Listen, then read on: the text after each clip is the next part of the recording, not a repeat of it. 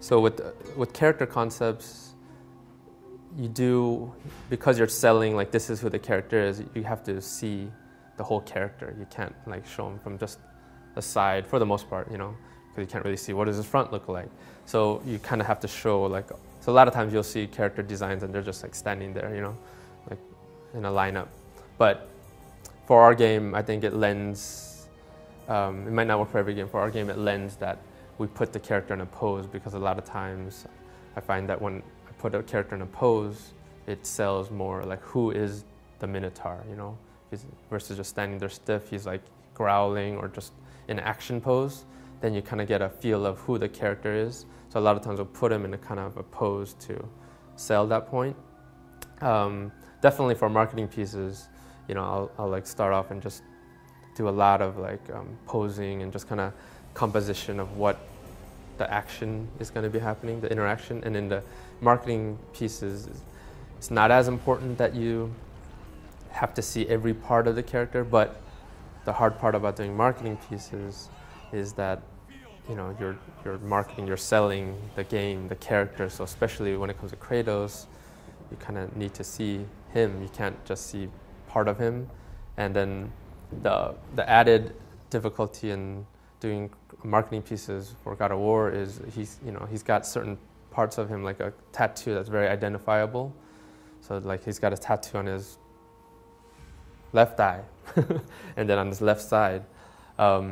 So if we pose him going this way, you know, it could be perfect for the, you know, the piece, but then you don't see the tattoo, you always see is like white skin.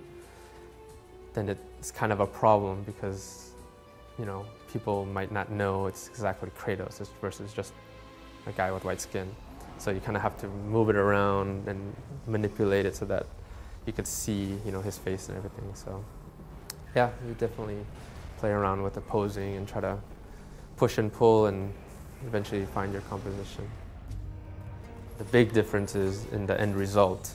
I mean, I designed something for God of War 2, and then it still looks great for the system that it is, but then you compare that to what you can do in the next gen God of War 3, and it's like, it looks like your design, if not better. That's rare to see, like in a, you know, PlayStation 2.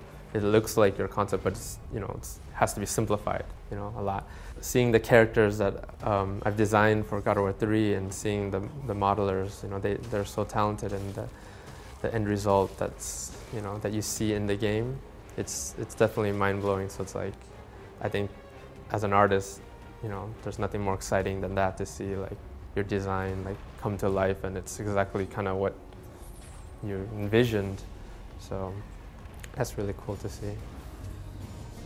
It's given me maybe a different angle on things. I think a lot of times, because I've done a lot of like storytelling, so there's a lot of, you know, dealing with poses and action and, you know, interaction between characters. I think that's benefited me because it helps me, like when I design characters, then I can like try to tell a story within the design, whether it's through posing, and of course through when I do like marketing illustrations or that are more story-based, then I think a lot of that can be seen in our work. There's still like a comic book feel to it. I think going from comic books to concept has been definitely an exciting ride, and it's been something that